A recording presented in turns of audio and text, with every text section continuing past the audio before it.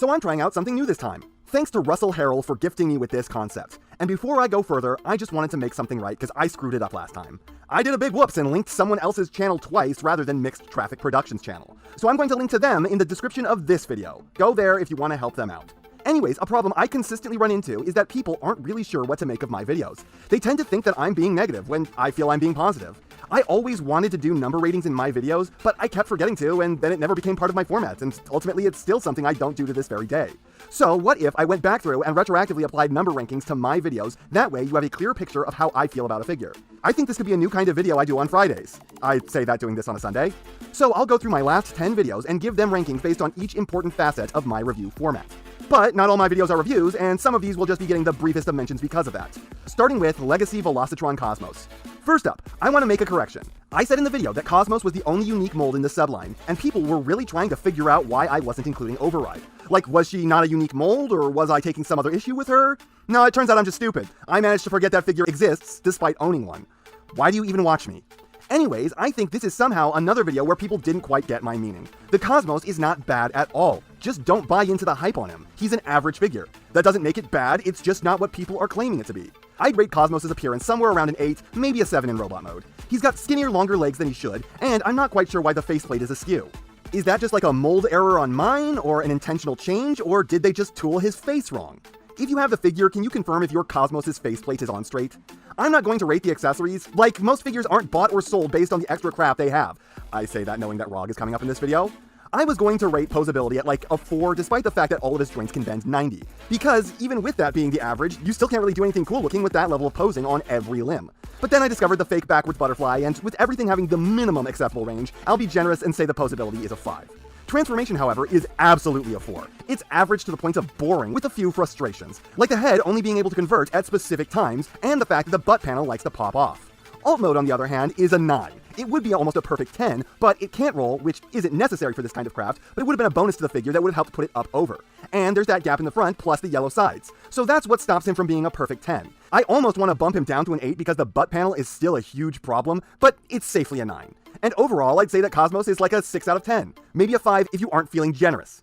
Not bad, but barely good, being carried solely by the innate charisma of the character. Then we got 86 RC, another figure people seem to be mistaking for a bad one based on my review. The point of everything I was saying in that one is that the figure is entirely superfluous. Corporate wanted you to spot the difference between these two RCs. It's the same RC. I'm pretty sure no one picked up the reference I was making with that thumbnail. Only one person commented on it. If you have the Generations one, you don't need the 86. If you don't have the Generations one and you can't get it, then buy the 86, straight up. The Generations figure is a great figure. This is its equal. The robot mode is like a solid 8. Its backpack is too big, but it looks a ton like the character, and it's not weirdly fetishizing a toy. And to be clear, I'm not trying to admonish anyone for liking their toys sexy, but those really should be in the realm of adult collector figures only. Not the main chug line, where adults absolutely do buy the figures, and probably do it more so than kids, but it's still the most kid-accessible line. Again, not going to rate the accessories, but they would kind of be dragging this figure down in comparison to its sister mold. And the fact that this doesn't come with those sick red shades from the movie is a crime. Posability is solid. It suffers from a lack of wrists, but this is another 8, maybe a 7.5.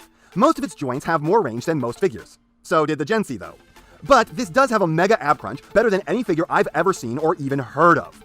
Transformation is a 5. It takes the Generations transformation, which was excellent, and makes it a lot clunkier with the backpack doing all the work. So add shell forming with a hint of faux forming as a sin on top of it. And then the alt mode is a 7. It looks like RC's alt mode, it cheats to get there, but it looks right. It's just got a gap where it shouldn't, and the interior is less quality than on the other figure. So all in all, I'd rate this figure as a 7, if not higher. It does a lot of great stuff, but a few things hurt it, and nothing hurts it more than just how unnecessary it is. Though I do have to admit that I'm thrilled that it wasn't just simply an RC re-release. I probably should have recommended this figure based on that alone. The Meet the Popular Girl short was not a review, nor was the Discussing Reveals video. ROG is the first and quite possibly the only figure that will be on this particular list that I actively hated. The appearance I give a 2. He's ugly, squat, weird, his colors aren't helping as much as they should, and even though this isn't part of the appearance, he's built like crap. You have no idea how frustrating it was to pick up that figure time and again and have his leg just fall off for no reason. And I did wind up returning him, the day of writing this video in fact. Posability for the most part sucks. The body is in its own way a lot of the time, having to do weird things to make it all work, and yet it's probably his best feature at like a 5. There's no denying that some of his joints get better than normal ranges, but all of it is so stiff, weird, and unfun. Accessories are no reason to buy a figure, and why would I want crap that reminds me of the WFC show? Next. Transformation is total cancer.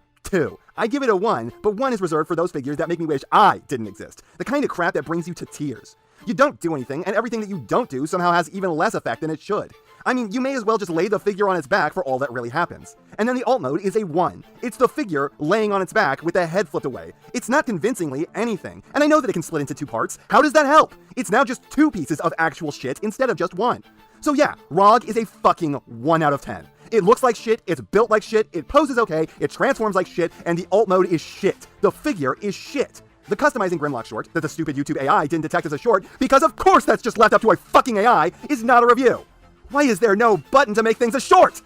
86 Sludge. Do I even need to go through this one? I was over the moon with the figure the whole video. The look is pretty much a 9. It would be a 10, but it's yet another figure with the 80 sickness, so the head is weirdly off. I could also knock off a few points for the build, but mine's actually fine. Though I know a lot of people aren't fortunate like me, so stuff like posability is only what I rate it if you win the QC lottery. Accessory, no matter how much I may not actually care about it, is quality. Though someone mentioned to me that they think it seems like the HX-25 grenade pistol from Killing Floor 2, and that did endear me to it a little more. Posability is a 7. At base level, this is the good kind of average, where the minimum any of his joints have is 90. But they get way more range than that in areas that count. And it's not really the figure's fault when it doesn't because it has so much bulk. But that would only put it at a 6. So for getting sword-wielding wrists, it takes it up just that little last bump. Transformation is a 9. I have gripes with the way it's handled, but it's very fun. For the most part, it's just a mind-bending blast, doing so much more than it had to be a Sludge. And so refreshing, when Sludge tends to get the most boring worst transformations of whatever set he's from. And then the alt mode is also a 9. Head's a little too wide, and the neck isn't quite long enough, plus the tail is a little messy, but for the most part, this is near perfect. And the gap in his chest only matters to me because OCD. So overall, I'd give Sludge a 9. Maybe it should average a little lower because that's how averages work, at probably like an 8, but overall, if you get a good copy of this figure, it is one of the best of the last several years. At least when it comes to Chug. The Tarn's Mask review is technically a review, but also a really weird one that doesn't fit my format at all, so I'm not going to count that, though I will say that it was an overwhelmingly positive video. The 300th video is also not a review, at least not one by me. These non-review videos seem to come in twos a lot. Transart's Transmetal Megatron. This is a 10. This is what 10 looks like. It is a completely perfect rendition of the character's appearance. It is glorious, it is beautiful, and according to some people, it is a bit fragile. So, just treat it gently and you should be fine. As for accessories, it comes with a lot of good stuff, but again, not talking about that. Posability is an 8. It's much the same as Sludge, but with a few more specialty joints, plus the posable tail. I want to give it a 9, but there are several specialty joints that this thing is still lacking. Transformation is like a 5. It's not bad, but it's a little simple and it's a little frustrating, plus you are worried about damaging the paint. And the alt mode is also a 9. It could stand to have a tad more posing, but most of what you want is there, and it has all the gimmicks it needs. And the overall figure is a 9, if not a 10. Probably closer to 10 than it is a 9. It's just the durability issues scare me, and the transformation isn't adding anything positive to the experience. But overall, I'd say that this is probably the best representation of this character in this form we are ever going to get. And I don't mean that in a we are going to have to settle for this kind of way. Well, that was already 10 videos. I wish more of these were actual reviews. I don't really think that this showed off how much more positive my channel is than people tend to think, but only one was truly negative, and 3 of them were fully positive. Though I do get why people thought I was more mixed on one than I actually was. But that was my last 10 videos. Next time, I might try to make this 10 reviews instead of videos, but I want to be able to do this series for a while, so I don't want to burn through my backlog too fast. Tell me if you enjoyed this new format in the comments. Sorry for the probably boring visuals, but I don't want to set unrealistic expectations for what those videos will look like when they're on my Easy Day Friday schedule. Plus, my brother is visiting, so I want to spend more time with him. If you do want more stuff like this, then what do you think I can add to make them better? And if you disagree with me on any of my rankings, that's perfectly fine. If you love what I hate and hate what I love, you can't be wrong for that.